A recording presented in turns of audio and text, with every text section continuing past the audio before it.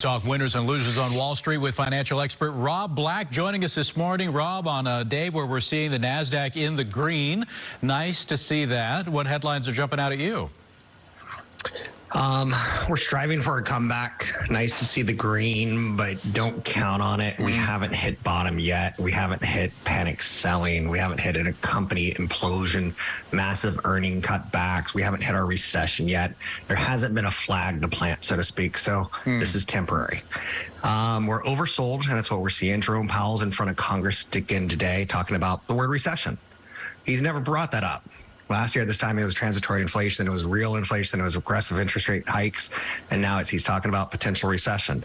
Nike saying we're leaving Russia and Ukraine. It's 1% of our revenues, no big deal. More theatrical than anything else for them to say at this point in time.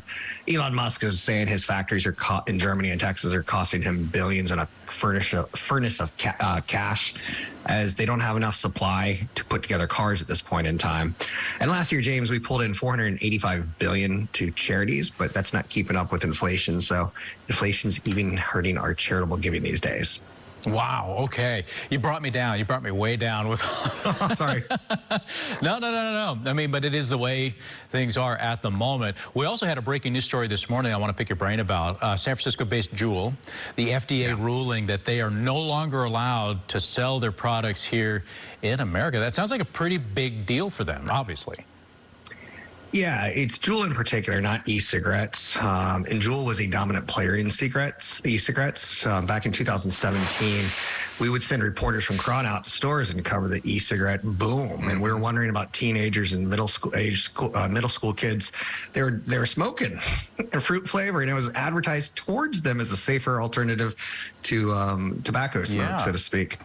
But that's been shut down pretty aggressively, but it has really kind of messed with the under 18 crowd. In the last 2 years, 2 million high schoolers and middle schoolers have smoked e-cigarettes. So it's still a very big problem.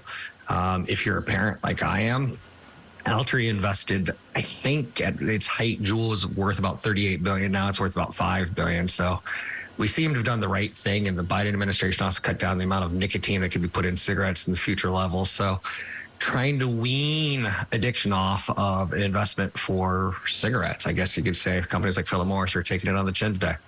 That's crazy. And then this last story I really want to chat with you about, too, because we're talking about something that's impacted me and a whole lot of people personally. I'm renting right now with aspirations of owning a home at some point, but I feel like I'm getting outpaced. The cost of houses continue to get higher and higher faster than I can save for it. And my rent is also starting to go up. I feel like I'm going to be trapped in this for the rest of my life. Yeah, this is advice that I gave to a police officer 15 years ago out of Oakland when he called into my show.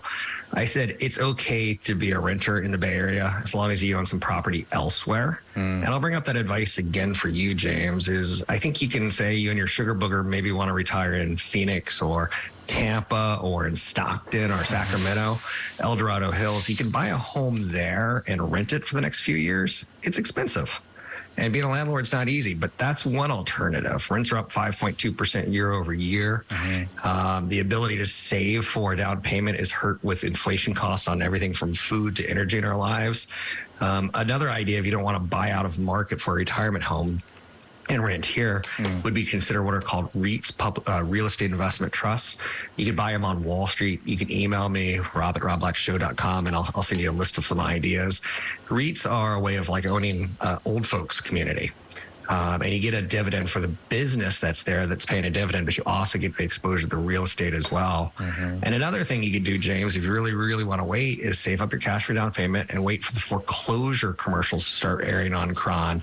When they say contact an attorney to avoid a foreclosure commercial, that's typically a buy sign. We get them about every 15 years on Cron. And I would say maybe 2 to 3 years after a recession, when people are having trouble paying their bills, that might be the next buying opportunity to get in on the ground floor of prices, but not interest rates. Okay. That piqued my interest. A lot going on there, right? Yeah, that piqued my interest, that last one. I'm going to talk to you more about that, because I do feel like prices are getting so out of control, and yet people are getting loans for these mortgages that I don't know if that's sustainable to keep those payments up, especially if there are adjustable mortgages that are eventually going to kick in with some sort of higher payment down the road. With interest rates on the way up, there's got to be something there for those that are aspiring to buy a house at some point, right? Average mortgage cost in San Jose since the start of the year is up $36,000 a year in servicing costs. So about $3,000 a month times 12 months. So that tells you it's... Wow. Yeah, I know my salary didn't go up that much. No. Wow. All right. Rob, thank you as always. Fantastic information. If you have a question for Rob, if you want maybe some advice on those REITs, a list that he was talking about, email him, rob@robblack.com. Otherwise, you can reach him on Facebook and Twitter. Post your comments, post your questions, post the topics that you'd like him to talk about. Rob, we'll see you tomorrow.